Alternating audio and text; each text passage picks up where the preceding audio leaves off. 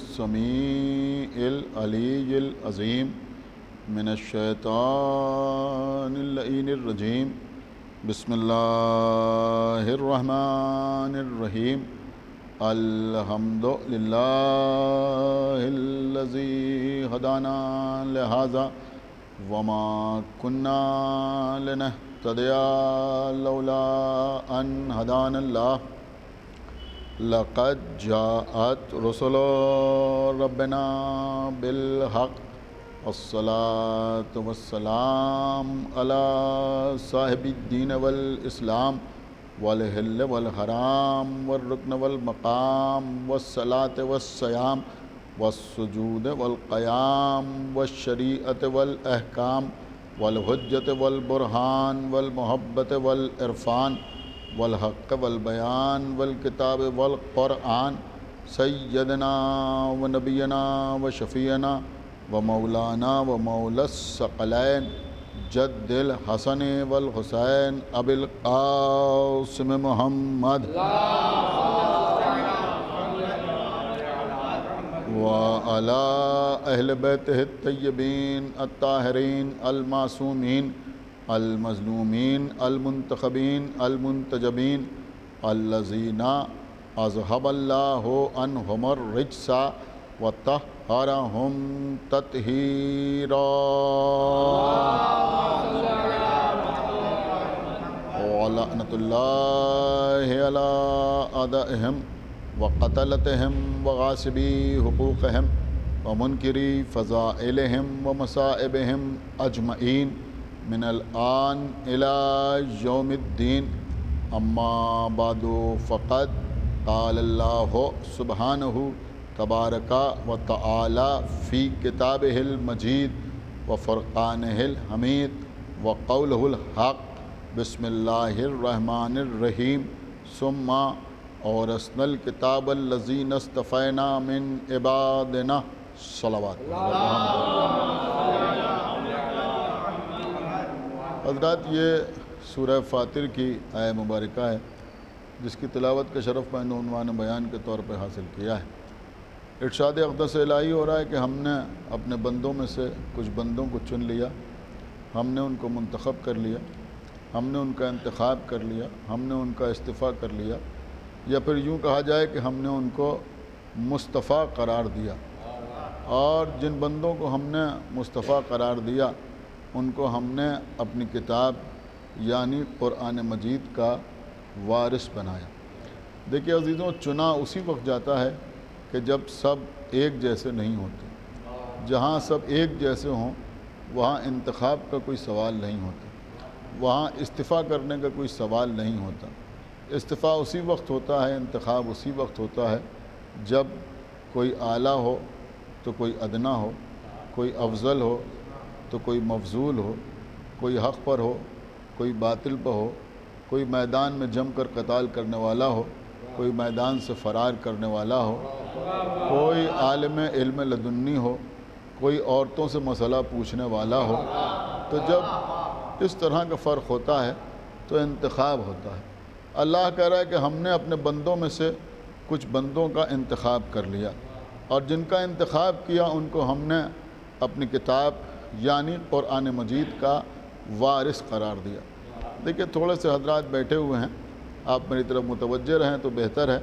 میں آپ کی خدمت میں یہ عرض کر رہا ہوں، دیکھیے عزیزوں، تین چیزیں اس آیت کو پڑھ کے ہماری سمجھ میں آتی ہیں کہ اللہ نے اپنی کتاب یعنی قرآن مجید کا اہل بیت کو وارث بنایا۔ تو قرآن کو کہا جائے گا وراثت۔ قرآن کیا ہے؟ کا وراثت۔ اہل بیت کون ہے؟ کا وارث۔ اب ایک بات میں آپ کی خدمت میں عرض کروں کہ ایک چیز ہوتی ہے وراثت اور ایک ہوتے ہیں وارث، لیکن وارث تک وراثت جس کے ذریعے آتی ہے اس کو مورث کہا جاتا ہے، یعنی جس کی وراثت وارث تک آتی ہے اس کو مورث کہا جاتا ہے۔ اب اس مختصر سی آیت میں اگر آپ ملاحظہ فرمائیں تو قرآن وراثت ہے، اہل بیت وارث ہیں، اور مورث اللہ ہے۔ بہت قیمتی جملہ آپ کی خدمت میں عرض کر رہا ہوں۔ لوگ پوچھتے ہیں کہ اہل بیت کون ہیں؟ بھئی اہل بیت ایسے وارث ہیں جن کے مورث اعلیٰ کو اللہ کہتے ہیں۔ ایک صلوات پڑھ محمد و آل محمد۔ بہت توجہ آپ حضرات کی چاہتا ہوں. تو اہل بیت کون ہے؟ کہ اہل بیت اطہار جو ہیں یہ وارث ہیں. اور قرآن کیا ہے؟ کہ قرآن وراثت ہے اور اہل بیت وارث ہیں. بس عزیزوں بہت ہی اختصار کے ساتھ مجھے آپ کی خدمت میں عرض کرنا ہے کہ اس سے اس بات کا اندازہ ہوا کہ اللہ نے اپنی کتاب کو یعنی قرآن مجید کو لا وارث نہیں چھوڑا بلکہ اہل بیت کو اس کا وارث بنایا. آج جو لوگ ہم سے کہتے ہیں کہ آپ قرآن مجید میں تحریف کے قائل ہیں یا آپ یہ سمجھتے ہیں کہ قرآن میں کچھ کمی ہو گئی یا قرآن میں کچھ زیادتی ہو گئی، تو میں عرض کروں گا کہ ہم قرآن میں کمی یا زیادتی کے قائل اس لیے نہیں ہیں کہ ہم اہل بیت کو قرآن کا وارث سمجھتے ہیں، اور ہم یہ سمجھتے ہیں کہ جب تک وارث موجود ہے وراثت محفوظ ہے. ایک صلوات پڑھیں بر محمد و آل محمد. بس عزیزوں ہزار باتوں کا ایک جواب ہمارے پاس یہی ہے کہ کیونکہ اہل بیت موجود ہیں اور آج بھی اہل بیت کی ایک فرض موجود ہے، لہذا قرآن محفوظ ہے. تو ہم ہمیشہ یہی بات کہتے ہیں کہ قرآن مجید میں کوئی کمی یا زیادتی نہیں کر سکتا. لیکن اس کے ساتھ ساتھ ایک بات ضرور میں آپ کی خدمت میں عرض کروں گا، پوری توجہ آپ حضرات کی چاہتا ہوں، اور میں آپ کی خدمت میں یہ بھی عرض کروں کہ مولانا فرمان علی صاحب قبلہ جنہوں نے قرآن مجید کا ترجمہ کیا، انہوں نے قرآن مجید میں اس مقام پر کہ جہاں پر انہوں نے سورہ ہجر کی جو آیت تحریر کی ہے کہ انا نحن نزلنا الذکر و انا لہ لحافظون، یعنی ہم ہی ہیں اس ذکر کو نازل کرنے والے اور ہم ہی ہیں اس کی حفاظت کرنے والے. انہوں نے فرمایا کہ اللہ نے جو قرآن کی حفاظت کی ذمہ داری لی اور یہ اعلان کیا کہ ہم ہی ہیں اس کی حفاظت کرنے والے، اس کا مطلب یہ نہیں ہے کہ کوئی اگر قرآن مجید کی آیتوں کو لکھے گا تو اس سے کوئی بھول نہیں ہو سکتی. اس کا مطلب یہ نہیں ہے کہ اگر کوئی قرآن مجید کی تلاوت کرے گا تو اس سے غلطی کا امکان نہیں ہے. نہیں، پڑھنے والوں سے غلطی کا بھی امکان ہے، لکھنے والوں سے بھی غلطی کا امکان ہے. بڑی قیمتی بات میں آپ کی خدمت میں عرض کر رہا ہوں. لیکن یہاں پر ایک بات قابل غور ہے، بہت توجہ کے ساتھ آپ سماعت فرمائیں. وہ بات قابل غور کیا ہے؟ وہ بات قابل غور یہ ہے کہ مثلا کوئی سورہ حمد پڑھ رہا ہے. سورہ حمد میں 7 آیتیں ہیں، سورہ حمد میں 7 آیتیں ہیں. اب کوئی پڑھنے والا قرآن مجید کا پہلا سورہ مثلا سورہ حمد پڑھ رہا ہے، یہ تو ممکن ہے کہ وہ بھول جائے اور 7 آیتوں کی جگہ 6 آیتیں پڑھ دیں. دیکھیں میری بات سمجھیے، جو میں عرض کر رہا ہوں یہ تو ممکن ہے کہ وہ 7 آیتوں کی جگہ سورہ حمد کی 6 آیتیں پڑھ دیں، لیکن یہ بات امکان میں نہیں ہے کہ وہ 7 آیتوں کی جگہ 8 آیتیں پڑھ دیں. ایک صلوات پڑھیں بر محمد و آل محمد. آپ میری بات سمجھے یا نہیں سمجھے؟ یعنی یہ تو ممکن ہے یا ممکن نہیں ہے؟ میری بات سمجھیے کہ اس بات کا امکان ہے کہ کوئی سورہ حمد کی 6 آیتیں پڑھ دے، اس کو ایک آیت نہ یاد رہے یا بھول جائے یا سہو ہو جائے، غلطی ہو جائے، خطا ہو جائے، کم کر کے پڑھ دے.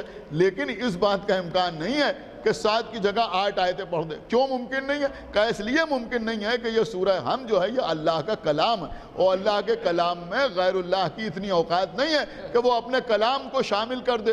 آپ سمجھ رہے ہیں کسی کی اتنی حیثیت نہیں ہے وہ قرآن مجید میں اپنے کلام کو شامل کر دے. بہت توجہ آپ حضرات کی چاہتا ہوں، کسی میں اتنی حیثیت نہیں ہے وہ قرآن میں اپنے کلام کو شامل کر دے. تو اس کا مطلب یہ ہوا، بڑی قیمتی بات میں آپ کی خدمت میں عرض کر رہا ہوں، کہ قرآن کے سلسلے میں تقصیر تو ہو سکتی ہے مگر غلو نہیں ہو سکتا.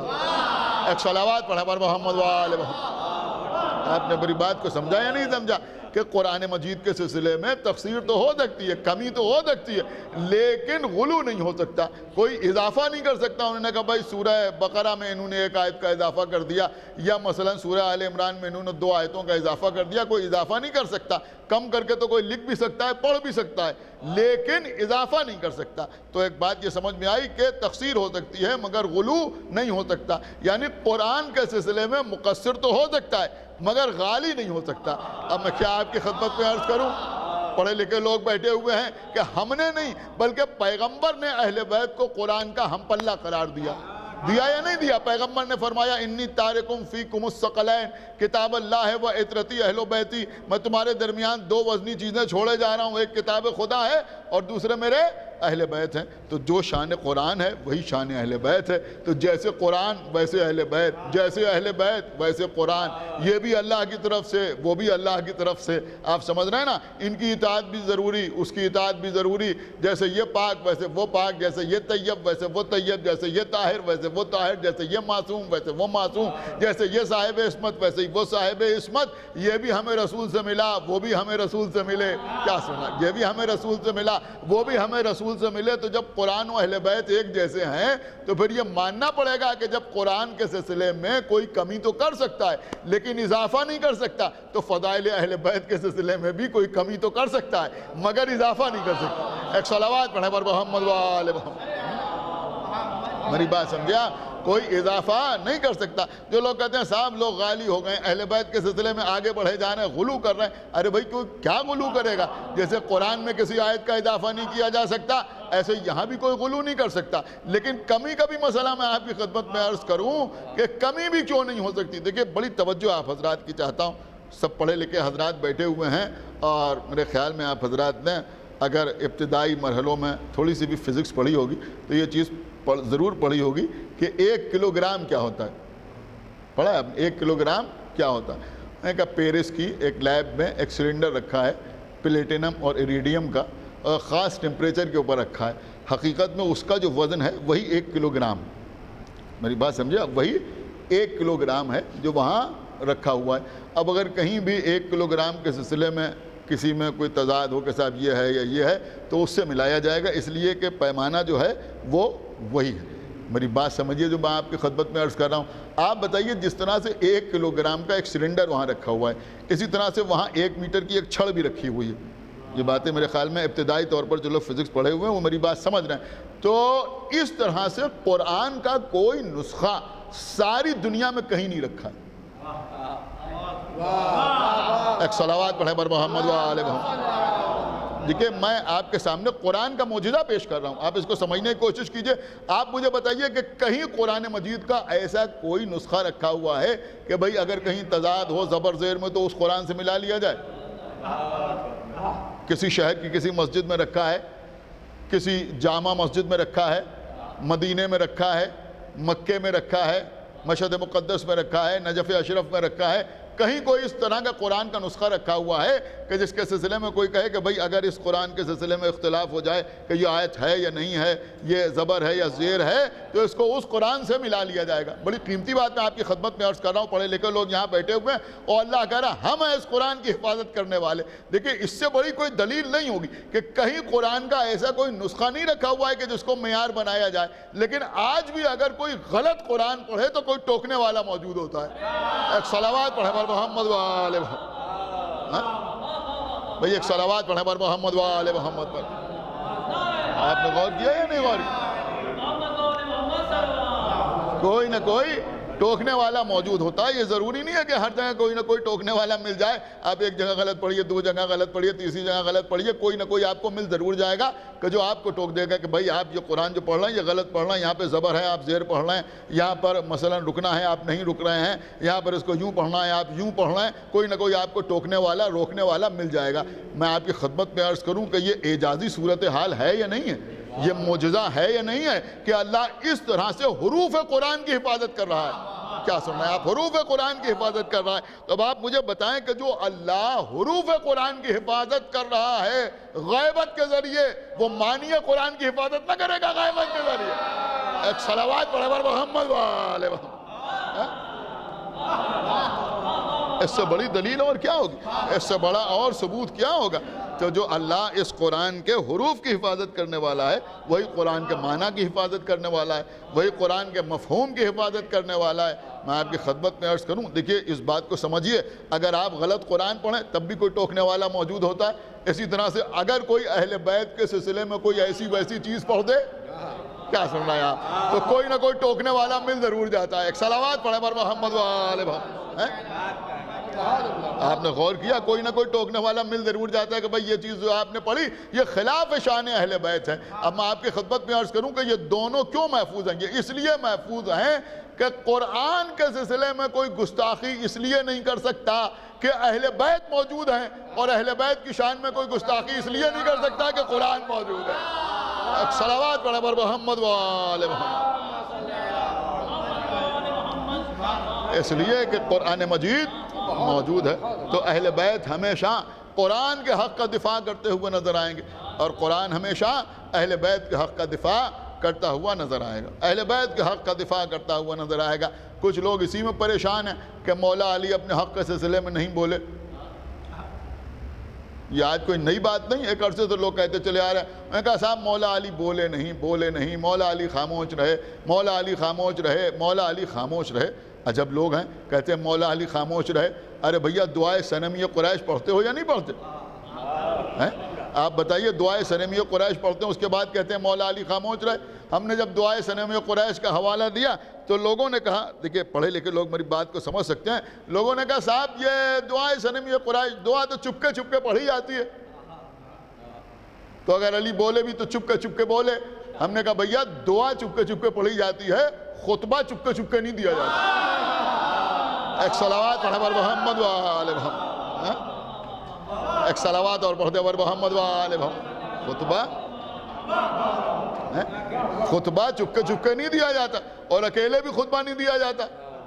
خطبہ اکیلے بھی نہیں دیا جاتا. بھئی نماز جمعہ کی شرائط تو آپ کے سامنے ہیں، خطبہ دینے کے لیے کچھ لوگوں کا ہونا ضروری ہے یا ضروری نہیں ہے؟ بہت توجہ آپ حضرات کی چاہتا ہوں. اب مولا علی کا خطبہ، کون سا خطبہ؟ خطبہ ششخیہ.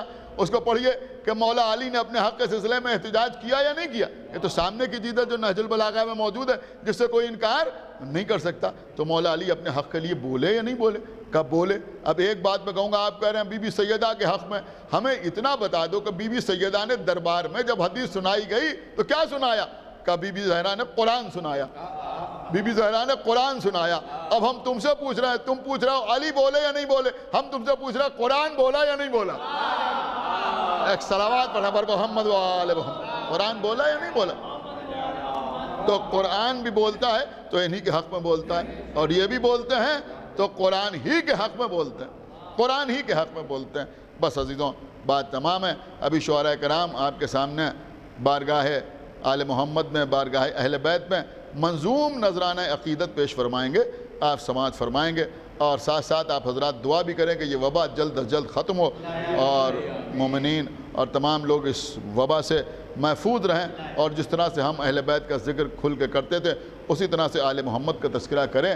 اور بہرحال ہم کسی بھی عالم میں ان کے ذکر کو کم نہیں ہونے دینا چاہتے. جو بھی وسائل ہیں اس کے ذریعے سے ذکر اہل بیت کسی نہ کسی طریقے سے کرنا چاہتے ہیں، ورنہ بہرحال دل تو وہی چاہتا ہے کہ اسی طرح سے ذکر اہل بیت ہو جس طرح سے ہم محافل کرتے تھے، جس طرح سے مجالس کرتے تھے، جس طرح سے جلوس اٹھاتے تھے. آپ حضرات دعا کریں کہ وہی حالات پیدا ہوں. بس آخر میں آپ کی خدمت میں یہ عرض کروں کہ یہ آل محمد، یہ آل محمد ہیں، اور یہ وہ آل محمد ہیں کہ میں ان کے سلسلے میں ایک آخری بات آپ کی خدمت میں عرض کر دوں کہ اس وقت تک نماز نہیں ہوتی جب تک آل محمد پر صلوات نہ پڑھی جائے.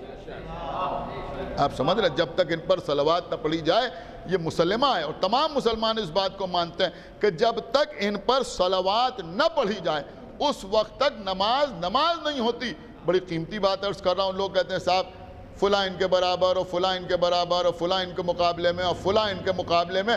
ارے دوسروں میں اور ان میں یہ فرق ہے کہ اگر کسی دوسرے کا تذکرہ نماز میں آ جائے تو نماز باطل ہو جائے، اور ان پر صلوات نہ بھیجی جائے تو نماز باطل ہو جائے. ایک صلوات پڑھا بر محمد و آل محمد. تو ان میں اور دوسروں میں یہی فرق.